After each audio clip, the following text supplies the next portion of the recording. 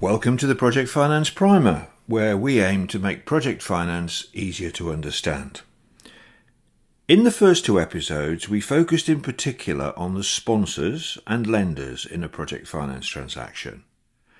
In this episode, we're going to widen the focus so that we can see the whole stage, as it were, and identify the other key actors in this type of financing. Here are the parties we already know about: the sponsors, who provide equity, and the lenders, who contribute debt, usually quite a significant amount of debt.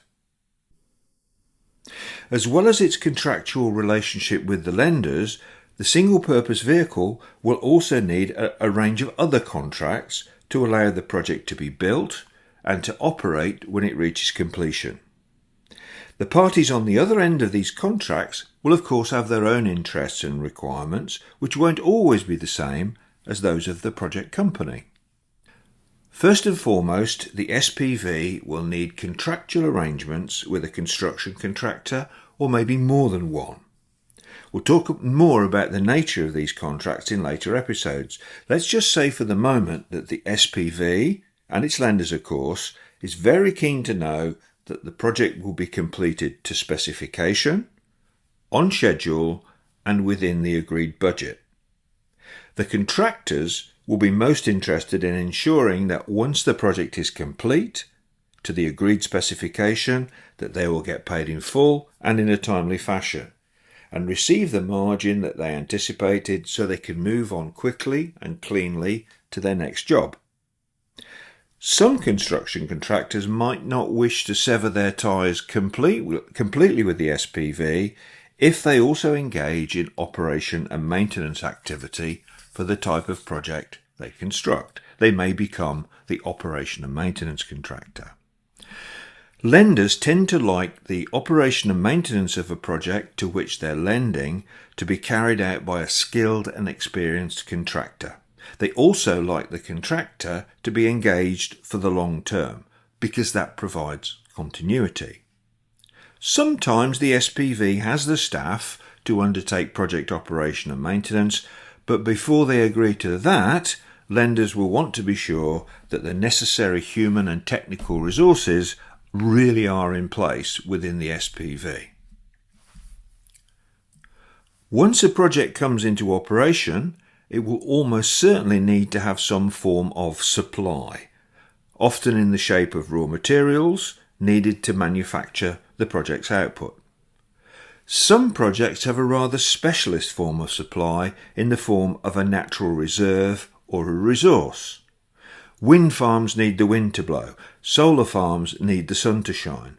Natural resource projects such as oil and gas and mining ventures rely on physical deposits of oil, gas, metal ores and so on. Regulating the supply of readily available raw materials by contract is fairly straightforward. Making sure that natural reserves or resources will be enough for a project's requirements, that presents additional challenges. Just as a project has supply needs, it also needs to be able to sell the goods and services it produces. Some project outputs are relatively easy to dispose of, others present more challenges. The type of contracts needed to monetize a project's output is as varied as the outputs themselves, but there are common themes, with a key one being how those contracts contribute to the predictability of cash flow. Some projects have little or no involvement with central or local governments. In other projects, especially infrastructure projects, the government seems to pop up all over the place. The state may be implicated in a project in a number of ways, providing licenses, permits, approvals, concessions, regulatory oversight, and so on. They might even be involved as sponsors of a project. Sponsors and lenders need to take the requirements and sensitivities of government agencies very much into account. They also will need to try and anticipate how those needs and sensitivities might change in the future. Projects need policies of insurance, both while they're under construction and also when they come into operation. Revenue streams can be protected by insurance as well as the project's physical assets. Lenders will want to make sure that a full life package of insurance has been designed for the needs of the SPV and put in place before construction begins. As well as the players we've already considered, project financing tends also to need the services of a wide range of specialist advisors and consultants. The sponsors might well employ financial advisors, especially during the structuring stage and during the approach to the financial markets.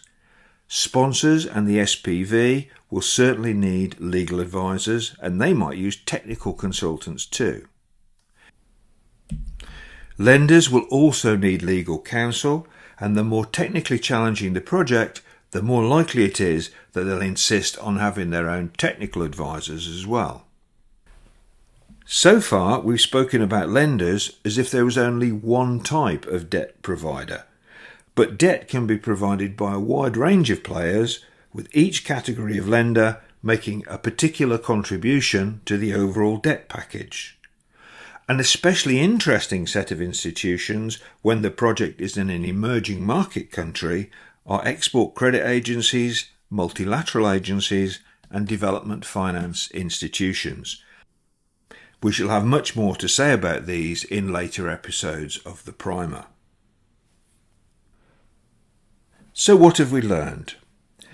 Project finance structures are often like a jigsaw, with lots of interlocking players with their own individual interests who are tied together by multiple contracts, all of which need to be carefully structured and negotiated.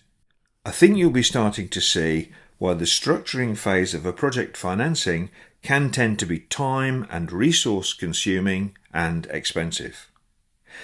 At the end of the day, though, all of these players ultimately rely on the project's ability to generate cash. Predictable cash flow is the cornerstone of project financing, and it's the primacy of cash flow which we'll be exploring in the next episode.